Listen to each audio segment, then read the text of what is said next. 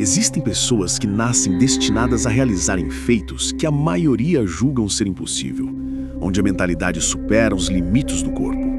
Imagine acordar todos os dias e saber que pode bater em qualquer homem do planeta.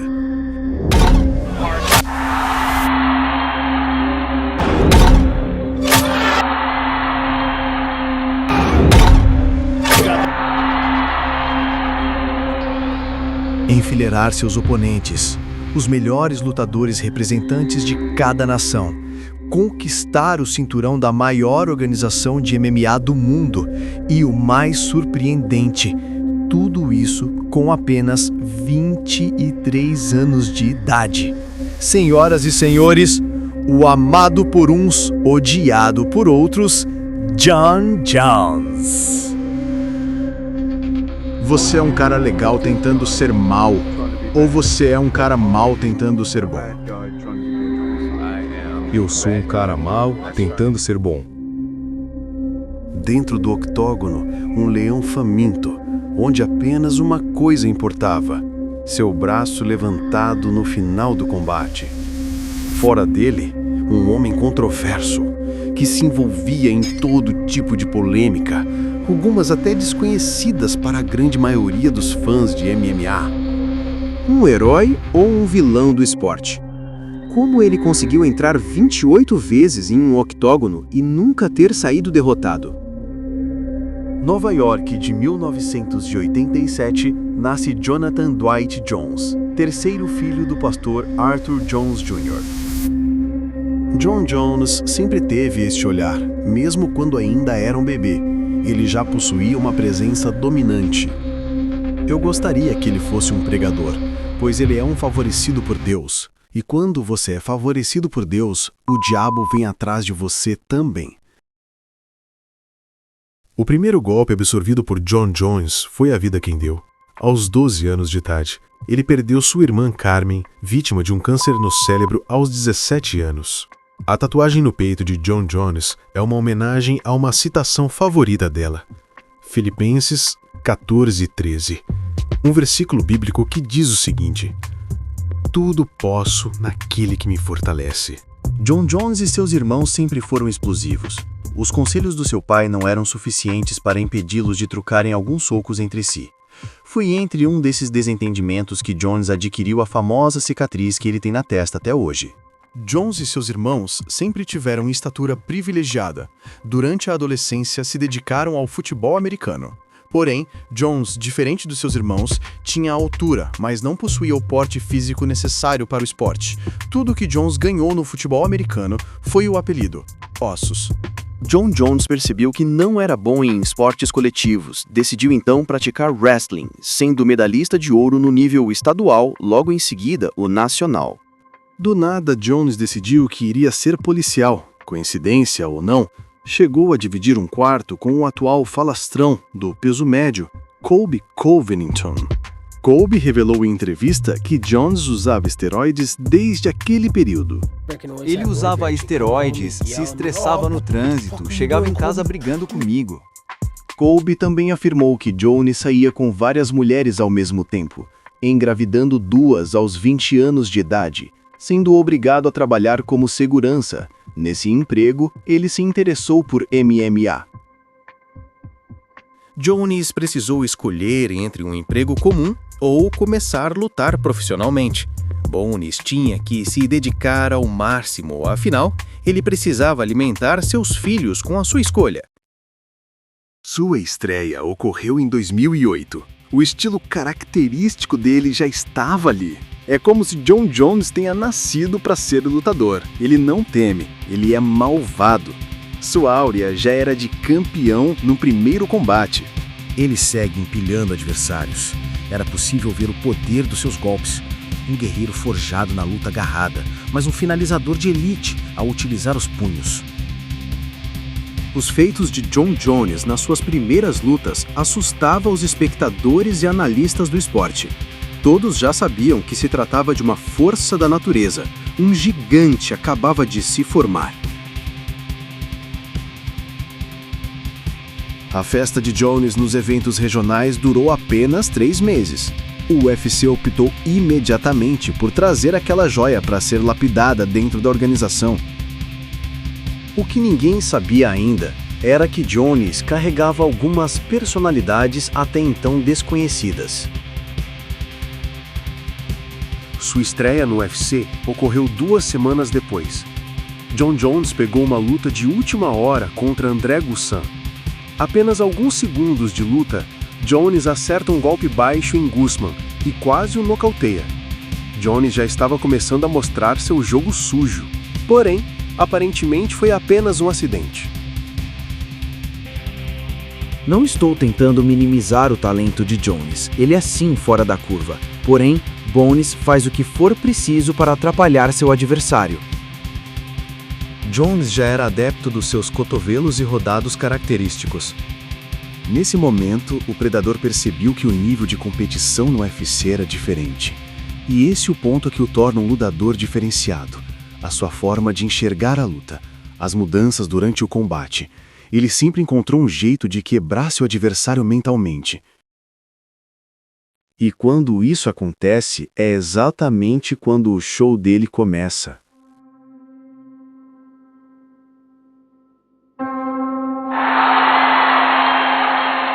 No primeiro mês de 2009, ele já foi escalado como card principal contra Stephen Bonnar, um lutador conhecido por ser extremamente habilidoso travar guerras dentro do octógono. Contra Jones, Stephen entrou como favorito. Porém, Jon provou seu nível ao utilizar seus chutes e cotovelos para manter Stephen longe. Uma verdadeira aula de MMA e um recado claro à divisão. O bicho-papão chegou. Seu estilo versátil, quedas precisas, cotovelos que pareciam machados cortando lenha, deixavam todos em choque. Jon Jones vence o primeiro prospecto com facilidade. Mesmo se provando um fenômeno dentro do octógono, a vida pessoal de Jones já não era tão fenomenal assim. Porém, até aquele momento, ninguém sabia de nada. Aproveitando que era o aniversário do UFC de número 100, a organização tratou de trazer sua arma secreta. Desta vez contra Jake O'Brien. Talvez eu não tenha falado ainda neste vídeo, mas Jon Jones possui a maior envergadura do UFC. 1,93 de altura e 2,14 de envergadura. E o mais interessante, ele consegue usar essa distância como ninguém. Jake basicamente não conseguia encostar em Jones. Ele queria estar em qualquer lugar, menos dentro daquele octógono com aquela fera. Jones finaliza Jake com uma guilhotina improvisada. Jon Jones simplesmente encaixa totalmente sem ângulo, e O'Brien tem apenas uma alternativa: desistir. Essa luta concedeu a Jon uma renovação de contrato com ganhos muito maiores e ele decide mudar para uma academia de classe mundial, com treinadores renomados. E quem não gostou muito foi Rashad Evans, que fazia parte da academia e aceitou Jones com a condição de que eles não se enfrentassem. Chegaram a ficar até amiguinhos, mas será que Jon Jones irá respeitá-lo quando seus caminhos se cruzarem? Veremos. Até hoje essa é a luta mais comentada de Jon Jones e muitos consideram ele um falso invicto justamente por isso. Era hora de testar as habilidades da nova academia. É escalado para Jones um tricampeão mundial de luta livre, Matt Hamill. Tinha finalizado em suas 2 últimas lutas e para muitos, Matt tinha um jogo para parar Jones. Para surpresa de todos, Matt sequer conseguiu derrubar Jones. Pior ainda, foi derrubado. Jones passa sua guarda com facilidade e simplesmente concede a Matt uma chuva de cotoveladas. Jones estava amassando Matt em todos os sentidos, mas se empolga ao ponto de desferir algumas cotoveladas 12/8, que no período era considerada ilegal.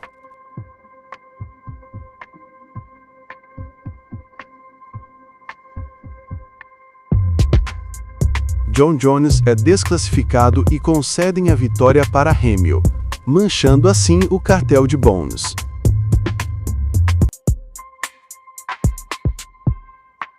Três meses depois, Jon Jones volta e faz Brandon Vera pagar pelo resultado da luta passada.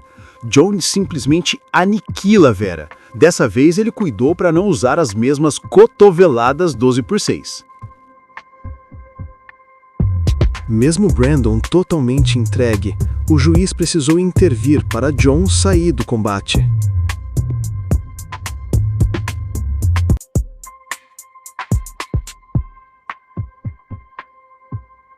Meus amigos, o que esse cara aqui passou, eu não desejo para meu pior inimigo. Vladimir Matyushenko ficou preso em crucifixo de John, onde ele não tinha defesa, e a única opção de ossos para golpear era o cotovelo.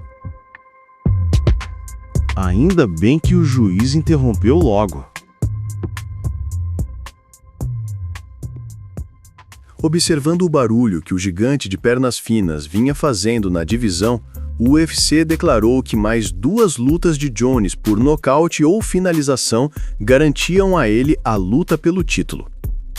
Porém, Dana decidiu dificultar um pouco as coisas para Jones. Escalou como seu próximo adversário o vencedor da 8ª edição do Ultimate Fight, Brian Bader. Bader já chegou a ser duplo campeão do Bellator e venceu o temido Fedor Emelianenko. Logo, Bader seria o lutador que colocaria Bones em apuros, disseram eles. Acontece que Jones é o lutador cerebral. Mesmo parecendo bruto, um dos seus melhores talentos é o seu QI de luta. Não adianta você ter poder de nocaute se você não vai conseguir dar um soco. Jones simplesmente anulou o jogo de Bader. Após desgastar um pouco seus braços, teve a audácia de se provar na luta em pé. Porque para John não basta vencer, ele gosta de provar para seu oponente que ele pode quebrá-lo em sua melhor área. Após conectar alguns golpes precisos, ele leva o combate para o chão e finaliza Bader com sua guilhotina poderosa.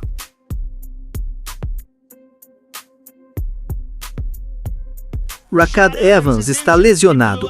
O UFC quer te conceder a oportunidade de lutar pelo título contra o brasileiro Maurício Shogun Rua. Deus é tão bom, cara. Eu me sinto ótimo. Vou em busca do meu título, irmão. Com o parceiro de academia Rashad Evans lesionado, John está pronto para enfrentar o brasileiro Maurício Shogun Rua pelo cinturão dos pesos meios pesados do UFC. Maurício é uma lenda brasileira que fez seu nome no Pride. No UFC, Shogun estava com um cartel de 19 vitórias e apenas 4 derrotas, sendo que 17 das suas vitórias foram por interrupção. Shogun tinha conquistado o cinturão sobre outro brasileiro, Lyoto Machida. Horas antes do evento, Jon Jones foi meditar em um parque, onde perseguiu e capturou um ladrão, vencendo sua primeira batalha. A áurea de Jones afunda seus oponentes. Ele quebra a mentalidade dele nos primeiros segundos do combate com a sua agressividade. Parece até que Shogun é um lutador amador, mas não. Maurício Rua é uma lenda do Brasil. A velocidade e precisão de Jones é fantástica. Ele tem um antídoto para o jogo de cada um dos seus adversários. Se esse antídoto falhar, ele joga sujo e se for preciso. Dedinho no olho de leve. Chega um momento que apenas Jones luta. Ele abre sua caixa de ferramentas e é questão de tempo para Shogun sucumbir. A partir desta luta, ele começa com os dedos nos olhos dos oponentes. Observe, ele acrescenta em seu repertório como se fosse uma ferramenta. Jones estava níveis acima de Shogun. Nem parece que ele era o desafiante. Um completo domínio sobre o brasileiro. O mais curioso nesses desempenhos de Jones é que foi descoberto que ele costumava curtir noitadas, com direito a tudo que vocês podem imaginar, mesmo com lutas importantes para a carreira dele. Após fazer o que queria, depois do Shogun passar pela pior experiência da vida dele, entre quedas, joelhos, cotovelos, Jones se torna um novo campeão. A partir deste momento, inicia um reinado duradouro, porém cheios de polêmicas e bastidores que deixaram muitos fãs em choque.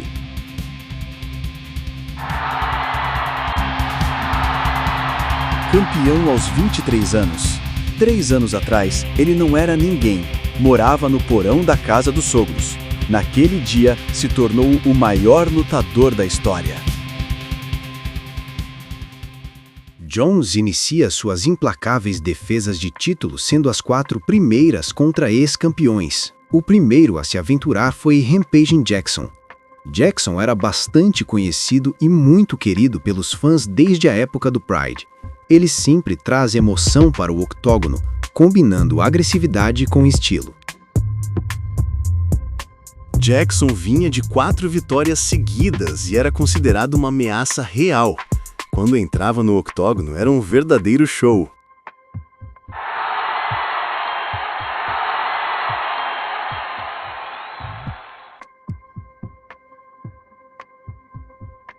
Eu fui ao zoológico, fiz um amigo, um macaco. Ele parecia muito o pequeno Jones. Jones não gostou nem um pouco do desrespeito de Rampage. Jones naturalmente é malvado em seus combates. Imagine com o seu oponente agindo dessa forma. Jones entra na luta rastejando algo que lembra uma entidade. Totalmente sinistro. Jackson solta seus melhores golpes enquanto Jones, de guarda baixa, o provoca. Imediatamente ele faz a verificação de dedo no olho para o sorte Rampage vir o rosto. Jones trava o combate na grade e solta seu primeiro cotovelo da maldade. Então ele começa, pisar no joelho.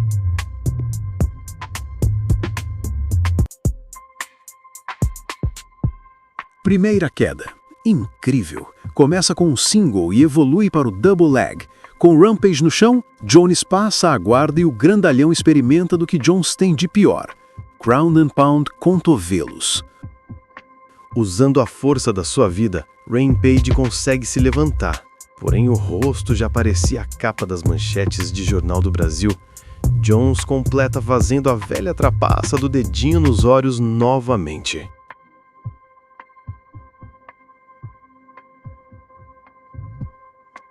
Jones finta uma entrada de queda e sobe com uma joelhada que, se pega em cheio, a luta tinha acabado neste momento. John provoca ainda Rampage, que começa a entrar na pilha e se frustrar tudo que o campeão quer. Bones entra em queda novamente e Jackson é salvo pelo gongo.